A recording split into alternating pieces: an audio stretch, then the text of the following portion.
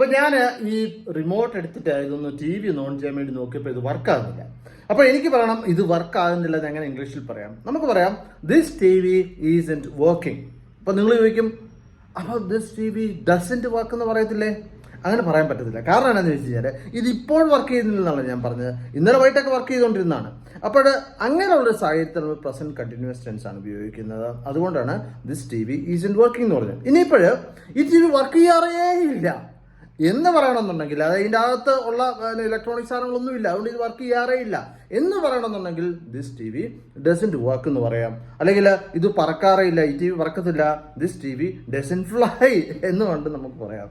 ഇനിയിപ്പോഴും നിങ്ങൾ ശ്രദ്ധിക്കുക, ഇത് നിങ്ങൾ ചോദിക്കുന്ന ഈ ഒരു നിസ്സാര ഒരു വീഡിയോ കൊണ്ട് ഞാൻ എങ്ങനെ ഇംഗ്ലീഷ് പഠിക്കും?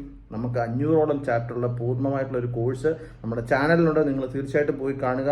മണിക്കൂറുകൾ ഉള്ള കോഴ്സാണ്. അപ്പോഴും നിങ്ങൾ പഠിച്ചാൽ തീർച്ചയായിട്ടും നിങ്ങൾക്ക് ഇംഗ്ലീഷ് സംസാരിക്കാൻ വേണ്ടി പറ്റും. മറ്റൊരു വീഡിയോ ആയിട്ട് വീണ്ടും കാണാം. Thank you very much for watching and God bless you.